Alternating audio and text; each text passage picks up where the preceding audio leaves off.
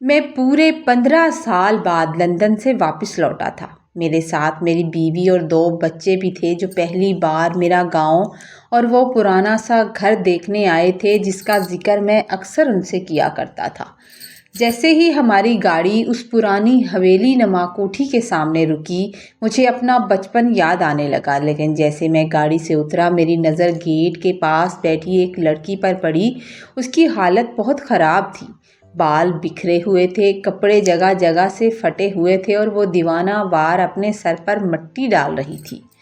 میں تجسس اور ہمدردی کے مارے اس کے قریب گیا تاکہ دیکھ سکوں کہ یہ کون ہے اور اسے کیا تکلیف ہے، کیا اسے میری مدد کی ضرورت ہے۔ جیسے ہی اس نے سر اٹھا کر میری طرف دیکھا، میرے پیروں تلے زمین نکل گئی۔ وہ تو میرا نام شاہد ہے اور میں اپنے والدین کا اکلوتا بیٹا تھا۔ میرے حالات بچپن سے ہی کافی تنگ تھے کیونکہ میرے والد ایک غریب آدمی تھے جو سڑک کے کنارے سموسوں کی ریڑھی لگایا کرتے تھے۔ وہ صبح سویرے اٹھتے، آلو ابالتے، پٹیاں تیار کرتے اور سارا دن تپتی دھوپ اور دھوئیں میں کھڑے ہو کر سموسے بیچتے تھے اور ایک ایک پائی جمع کرتے تھے۔ ان کا صرف ایک ہی خواب تھا کہ ان کا بیٹا پڑھ لکھ کر ایک بڑا آدمی بنے اور انہیں اس غربت کی زندگی سے نجات دلائے۔ والد صاحب اکثر اپنی جیب سے پسینے میں بھیگے ہوئے نوٹ نکال کر میرے ہاتھ میں رکھتے اور کہتے، بیٹا بس تم نے دل لگا کر پڑھنا ہے، میں تمہارے لیے ہر مشکل برداشت کر لوں گا، ہر محنت مشقت کر لوں گا، مگر تم نے دل لگا کر پڑھنا ہے۔ ان کی اسی محنت اور جمع پونجی کی بدولت میرا داخلہ شہر کی سب سے بڑی یونیورسٹی میں ہو گیا تھا، جہاں جانا مجھ جیسے غریب لڑکے کے لیے ایک خواب جیسا لگتا تھا۔ وہاں پہنچ کر میں نے خوب دل لگا کر پڑھائی کی۔ جیسے ہی پڑھائی شروع کی، جلد ہی میں اساتذہ کی نظروں میں آ گیا تھا۔ سب مجھے پسند کرنے لگے تھے۔ یونیورسٹی میں میرا رعب اس لیے تھا کہ میں پڑھائی میں سب سے آگے رہتا تھا اور ہر سوال کا جواب میں ٹائم پر دیتا تھا۔ جب بھی کوئی پروفیسر کلاس میں مشکل سوال پوچھتا تو پوری کلاس میں صرف میرا ہاتھ سب سے پہلے بلند ہوتا تھا اور میں فوراً درست جواب دے دیتا تھا۔ مجھے اپنی ذہانت پر بڑا ناز تھا۔ لیکن پھر ایک دن کلاس میں ایک نئی لڑکی آئی جس کا نام زرکا تھا۔ وہ لڑکی حیا کی پیکر تھی، ہمیشہ مکمل حجاب میں رہتی تھی جس میں سے صرف اس کی روشن اور ذہین آنکھیں نظر آتی تھیں۔ جیسے ہی اس نے کلاس میں قدم رکھا، میرا مقابلہ شروع ہو گیا۔ وہ بھی ذہین ترین لڑکی تھی۔ اب صورتحال یہ تھی کہ جب بھی کوئی استاد سوال کرتا، مجھ سے پہلے زرکا کا ہاتھ بلند ہوتا تھا اور وہ بڑے اعتماد سے جواب دیتی تھی۔ وہ مجھ سے بھی بہتر اور جامع جواب دیتی۔ اساتذہ اس کی تعریفیں کرنے لگے تھے، جو بات مجھے اندر ہی اندر کھٹکنے لگی تھی۔ وہ کسی لڑکے سے بات نہیں کرتی تھی، نہ کسی کی طرف دیکھتی تھی، بس اپنی پڑھائی سے مطلب رکھتی تھی اور اس کا یہی انداز اسے سب سے منفرد بناتا تھا۔ یونیورسٹی میں میرے چند دوست بن گئے تھے جو ذرا شرارتی طبیعت کے تھے۔ ایک دن ہم سب کینٹین میں بیٹھے ہوئے تھے کہ زرکا وہاں سے گزری۔ میرے دوست کہنے لگے، شاہد دیکھو تو صحیح، یہ لڑکی کتنی عجیب ہے، نہ کسی سے دوستی کرتی ہے، نہ کسی کو گھاس ڈالتی ہے۔ ہم سب نے بڑی کوشش کی ہے کہ اس سے بات کر سکیں، لیکن وہ تو جواب تک نہیں دیتی اور بہت ذہین لڑکی ہے۔ لگتا ہے تمہیں پیچھے چھوڑ دیا ہے اس نے۔ پھر ایک دوست نے طنزیہ مسکراہٹ کے ساتھ مجھ سے کہا، تم تو بڑے ذہین اور کلاس کے ہیرو بنتے ہو، اگر تم نے اس لڑکی کو اپنی طرف مائل کر لیا یا اسے پیچھے لگا لیا تو میں تمہیں 1000 دوں گا۔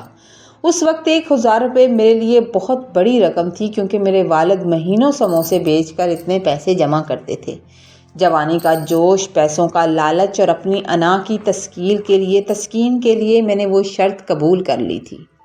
مجھے لگا کہ میں اپنی باتوں سے اسے بہت جلد اپنا دیوانہ بنا لوں گا۔ شرط جیتنے کے لیے میں نے زرکا کے قریب جانے کے مختلف طریقے سوچنے شروع کر دیے، لیکن وہ اتنی محتاط تھی کہ کسی غیر مرد سے بات کرنا بھی گوارا نہیں کرتی تھی۔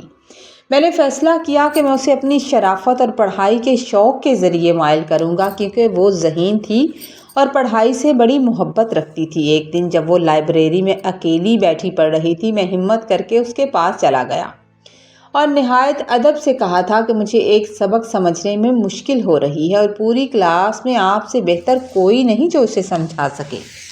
پہلے تو وہ ہچکچائی، اس نے منع کر دیا، لیکن جب میں نے اپنی غریبی اور والد کی محنت کا حوالہ دیا تو اس کا دل پسج گیا۔ اس نے بڑی سنجیدگی سے مجھے وہ سبق سمجھا دیا تھا، لیکن اس کی آنکھوں میں اب بھی وہ پردہ تھا جو کسی کو قریب آنے کی اجازت نہیں دیتا تھا۔ میں نے اس دن محسوس کیا کہ اسے متاثر کرنا اتنا بھی آسان نہیں تھا جتنا میں نے اپنے دوستوں سے شرط لگاتے وقت سوچا تھا۔ مجھے لگا تھا کہ کسی بھی لڑکی کو متاثر کرنا بہت آسان ہے۔ اگلے چند ہفتوں تک میں نے مسلسل یہی طریقہ اپنایا۔ میں جب بھی اسے اکیلا دیکھتا میں اس کے پاس چلے جاتا۔ میں روزانہ اس کے پاس پڑھائی کے بہانے جاتا، کبھی کوئی کتاب مانگتا تو کبھی کسی مشکل سوال کا حل پوچھتا تھا۔ آہستہ آہستہ ہماری رسمی بات چیت دوستی میں بدلنے لگی۔ میں نے اسے جتانے کی کوشش کی کہ میں بھی اس کی طرح اپنی زندگی میں بہت سنجیدہ ہوں اور فضول لڑکوں کی طرح وقت ضائع نہیں کرتا۔ میری ان جھوٹی باتوں نے اس کے دل میں میرے لیے جگہ بنا لی تھی۔ اب وہ مجھ سے بات کرتے ہوئے اتنا زیادہ کتراتی نہیں تھی، بلکہ کبھی کبھار وہ خود بھی مجھ سے کچھ پوچھ لیتی تھی۔ میرے دوست دور کھڑے یہ سب دیکھ رہے تھے اور حیران تھے کہ جس لڑکی نے کبھی کسی کو جواب نہیں دیا تھا وہ اتنے آرام سے مجھ سے بات کیسے کر لیتی تھی۔ میں اندر ہی اندر اپنی جیت پر خوش ہو رہا تھا اور وہ 1000 روپے مجھے اپنی جیب میں نظر آنے لگے تھے اور مجھے پورا یقین تھا کہ میں جیت جاؤں گا۔ ایک شام جب یونیورسٹی خالی ہو رہی تھی، میں نے زرکا کو روک لیا اور اس سے کہا کہ مجھے تمہاری شخصیت بہت پسند ہے، میں تمہیں پسند کرتا ہوں اور میں تمہارے ساتھ زندگی بھر کا ساتھ چاہتا ہوں۔ وہ یہ سن کر ایک دم خاموش ہو گئی تھی۔ اس کے چہرے پر حیا کی سرخی پھیل گئی تھی اور اس نے اپنی نظریں جھکا لی تھی۔ میں نے دیکھا کہ اس کی آنکھوں میں میرے لیے سچائی اور اعتبار کی چمک تھی۔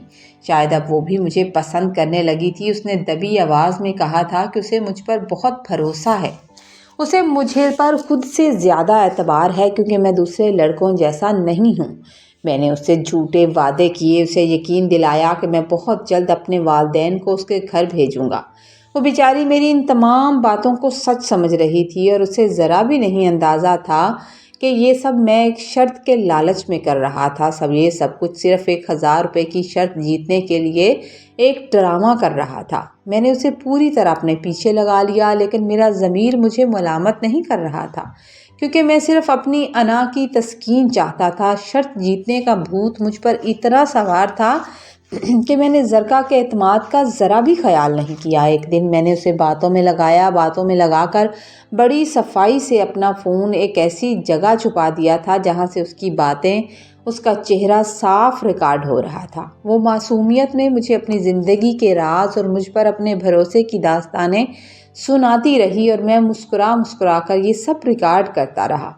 اگلے دن میں یونیورسٹی پہنچا تو میں نے اپنے تمام دوستوں کو اکٹھا کیا جن سے میں نے شرط لگائی تھی اور بڑے فخر سے وہ ویڈیو ان کے سامنے چلا دی تھی۔ سب دوست زور زور سے کہکے لگانے لگے، مسکرانے لگے اور زرکا کا مذاق اڑانے لگے اور سب مجھے داد دے رہے تھے کہ میں نے کتنی آسانی سے یہ شرط جیت لی تھی، کہ دیکھو یہ کتنی سیدھی ہے جو شاہد کی باتوں میں آ گئی۔ میرا وہ دوست جس نے شرط لگائی تھی اس نے فوراً 1000 روپے کا نوٹ میری طرف اچھالا اور کہا، مان گئے بھائی، تم واقعی کھلاڑی ہو۔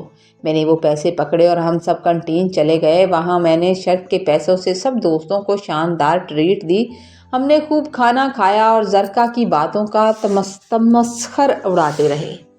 اسی دوران میرے ایک دوست نے موقع دیکھ کر وہ ویڈیو اپنے فون میں کر لی جس کا مجھے اندازہ نہیں تھا، لیکن میں اپنی کامیابی کے نشے میں اتنا اندھا تھا کہ مجھے اس بات کی پرواہ نہ تھی۔ ابھی اس بات کو صرف چند دن ہی گزرے تھے کہ میری زندگی میں اندھیرا چھا گیا۔ میرے والد جو روز کی طرح سموسوں کی ریڑھی لگا کر گھر آ رہے تھے، ایک حادثے کا شکار ہو کر جاں بحق ہو گئے اور میری ماں یہ دکھ سہ نہیں سکی اور وہ بھی چند دنوں میں ان کے پیچھے ہی چلی گئی، وفات پا گئی۔ میں ایک دم اکیلا رہ گیا۔ مجھے نہیں سمجھ آ رہا تھا کہ میں کیا کروں۔ گھر میں ماں کا تھوڑا بہت سونا رکھا ہوا تھا اور باپ کی ہوئی کچھ بچت تھی۔ میں نے وہ سب کچھ بیچ دیا تاکہ اپنی زندگی کا کوئی راستہ نکال سکوں۔ اسی دوران لندن سے میرے چچا کا پیغام آیا۔ وہ بڑے کاروبار کرتے تھے، وہ وہاں بہت بڑے کاروبار کرتے تھے۔ انہیں پتہ چلا کہ میں یتیم ہو گیا ہوں۔ انہوں نے جب میرے حالات سنے تو مجھے لندن بلوا لیا کہ تم یہاں آ کر اپنی تعلیم مکمل کرو اور میرے ساتھ کام کرو۔ میں نے ایک لمحہ بھی ضائع نہیں کیا اور زرکا کو بنا بتائے یونیورسٹی سے اپنا نام کٹوا کر خاموشی سے ملک چھوڑ دیا تھا۔ میں لندن پہنچ گیا اور وہاں کی چکا چوند میں ایسا کھویا کہ مجھے پیچھے چھوڑی ہوئی کوئی بات یاد نہیں رہی۔ مجھے نہیں یاد رہا کہ میں زرکا کے ساتھ کیا کر کے گیا تھا۔ لندن جا کر میں نے اپنی پڑھائی مکمل کی اور چچا کے کاروبار میں ان کا دایاں ہاتھ بن گیا۔ میں ایک بزنس مین بن چکا تھا اور میں نے وہیں ایک خوبصورت لڑکی سے شادی کر لی جس سے میرے 2 بچے بھی ہوئے۔ 15 سال گزر گئے اور میں نے ان سالوں میں ایک بار بھی زرکا کے بارے میں نہیں سوچا، نہ ہی یہ جاننے کی کوشش کی کہ اس ویڈیو کا کیا ہوا یا زرکا پر میرے جانے کے بعد کیا گزری۔ میرا کسی دوست سے بھی رابطہ نہیں ہوا۔ میں نے اپنی ماضی کی غریبی اور تمام یادوں کو دفن کر دیا اور اپنی نئی زندگی میں بہت خوش تھا۔ مجھے ذرا بھی اندازہ نہیں تھا کہ قسمت مجھے دوبارہ اسی موڑ پر لائے گی جہاں میرا ماضی ایک خوفناک حقیقت بن کر میرے سامنے کھڑا ہوگا۔ میں اپنی بیوی اور بچوں کے ساتھ جب 15 سال بعد اپنی اس پرانی ماں باپ کی کوٹھی کے پاس پہنچا تو وہاں کا منظر دیکھ کر میرے ہوش اڑ گئے، کیونکہ وہاں وہ پاگل لڑکی بیٹھی مٹی اڑا رہی تھی۔ میں گاڑی سے اترا اور کپکپاتے ہوئے قدموں کے ساتھ اس بدحال لڑکی کے قریب پہنچا تھا۔ اس کے بال الجھے ہوئے تھے، چہرہ گرد آلود تھا اور وہ زمین سے مٹی اٹھا کر اپنے سر میں ڈال رہی تھی اور خود سے باتیں کر رہی تھی۔ خاموشی سے کچھ بڑبڑا رہی تھی۔ جیسے ہی میں نے اسے پکارا اس نے اپنی وہ ویران آنکھیں اوپر اٹھائی اور میری طرف دیکھا۔ اسے دیکھتے میرا دل جیسے دھڑکنا بھول گیا تھا۔ یہ زرکا ہی تھی، لیکن وہ پہلے والی پراعتماد اور ذہین زرکا نہیں تھی بلکہ ایک جیتی جاگتی لاش بن چکی تھی۔ مجھے دیکھتے ہی اس کے چہرے پر ایک عجیب سی مسکراہٹ آئی اور وہ چیخ کر بولی، تم آ گئے؟ دیکھو، میں نے تمہاری ویڈیو سب کو دکھا دی تھی، سب ہنس رہے تھے، سب دیکھ رہے تھے اور مجھے یقین تھا کہ تم آؤ گے۔ اس کی یہ حالت دیکھ کر میرے پاؤں سے زمین نکل گئی اور ماضی کے تمام گناہ ایک ہی لمحے میں میری آنکھوں کے سامنے گھومنے لگے۔ میں نے وہیں محلے کے ایک پرانے بزرگ سے زرکا کی اس حالت کے بارے میں پوچھا تو انہوں نے ایک ٹھنڈی آہ بھرنے کے بعد بتایا کہ شاہد تمہارے جانے کے بعد وہ ویڈیو پورے شہر میں پھیل گئی تھی۔ یہ ویڈیو ہر لڑکے کے پاس تھی۔ اس دوست نے جس نے ویڈیو کاپی کی تھی اسے انتقام یا شرارت میں ہر جگہ وائرل کر دیا تھا۔ زرکا کے بھائیوں نے جب وہ ویڈیو دیکھی تو انہوں نے اسے گھر سے نکال دیا تھا اور اس کی کسی بات پر یقین نہیں کیا اور اس کے والد صدمے سے انتقال کر گئے۔ جس لڑکی نے کبھی کسی غیر مرد کی طرف آنکھ اٹھا کر نہیں دیکھا تھا اس کی عزت سرے بازار نیلام ہو گئی تھی۔ وہ مہینوں تک تمہارا انتظار کرتی رہی، اسے یقین تھا کہ تم اس کے ساتھ ایسا نہیں کر سکتے۔ لوگوں کی باتیں سنتی رہی، لیکن جب اسے پتہ چلا کہ تم اسے دھوکہ دے کر گئے ہو تو اس کا دماغ یہ بوجھ برداشت نہیں کر سکا اور وہ پاگل ہو گئی۔ تب سے وہ اسی گھر کے باہر تمہارا انتظار کرتی ہے، روزانہ اپنے سر پر مٹی ڈالتی رہتی ہے۔ میری بیوی اور بچے دور کھڑے حیرانی سے یہ سارا منظر دیکھ رہے تھے، لیکن میں ان سے نظریں ملانے کے قابل نہیں رہا تھا۔ میں جو لندن میں اپنی زندگی کا ہر سکھ حاصل کر چکا تھا، آج ایک معصوم لڑکی کی تباہی کا ذمہ دار بن کر اپنے ہی ضمیر کے سامنے مجرم کھڑا تھا۔ مجھے اپنی اس 1000 روپے کی ٹریٹ اور اس جیت پر ایسی گھن آئی کہ میرا جی چاہا کہ میں بھی وہیں مٹی میں بیٹھ کر رونے لگوں۔ میں نے سوچا تھا کہ 15 سال میں وہ سب کچھ ختم ہو گیا ہوگا، لیکن گناہ کبھی پرانے نہیں ہوتے۔ زرکا کا وہ پاگل پن اور اس کی مٹی سے بھری مانگ میرے چہرے پر ایک زوردار تماچا تھی جس نے مجھے بتا دیا تھا کہ انسان چاہے 7 سمندر پار بھی چلا جائے، اس کے برے اعمال اسے کبھی معاف نہیں کرتے۔ میں نے فیصلہ کر لیا تھا کہ اب زرکا کو اس کے حال پر چھوڑ کر جانا میرے لیے ناممکن تھا۔ میں نے اپنی بیوی کو اعتماد میں لیا اور اسے ساری بات بتا دی تھی۔ شروع میں وہ سن کر ناراض ہوئی، لیکن پھر اس نے میرا ساتھ دینے کا وعدہ کیا۔ پھر میں نے اسے ساری حقیقت بتا کر زرکا سے نکاح کر لیا تاکہ اسے معاشرے میں ایک معتبر نام اور چھت مل سکے۔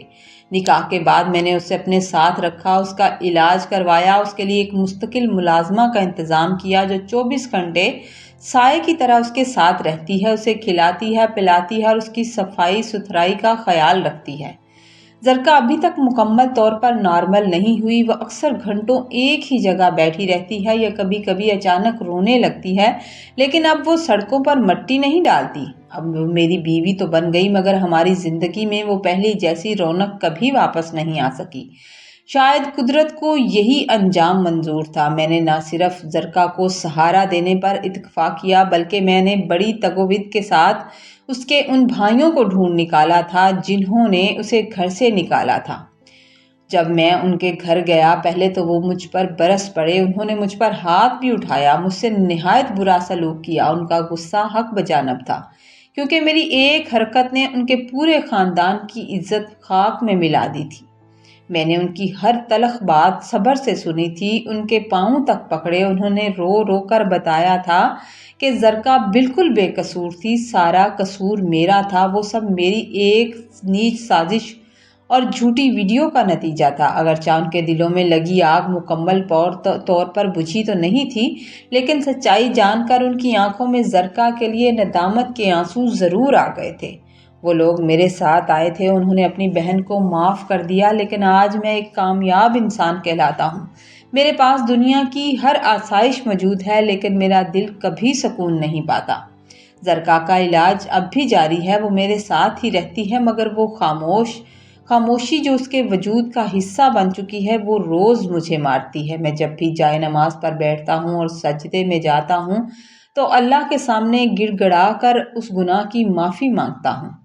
مجھے احساس ہے کہ میں نے ایک معصوم کی زندگی صرف اپنی انا کی خاطر اس کے جذبات کے ساتھ کھیل کر جو جرم کیا تھا اس کا مداوع شاید پوری زندگی کی خدمت سے بھی نہیں ہو سکے گا۔ میں اب بس اسی امید پر جی رہا ہوں کہ شاید میرے رب کو میرا یہ پچھتاوا اور میری یہ توبہ پسند آ جائے اور کسی دن زرکا کی آنکھوں میں دوبارہ وہی پرانی چمک لوٹ آئے جو کہ میں نے پہلے دیکھی تھی۔ سٹوری اگر آپ کو اچھی لگے تو لائک کیجیے گا، کامنٹ کیجیے گا اور سٹوری رائے کا اپنی کا اظہار ضرور کیا کریں۔ چینل پر نئے ہیں تو چینل کو سبسکرائب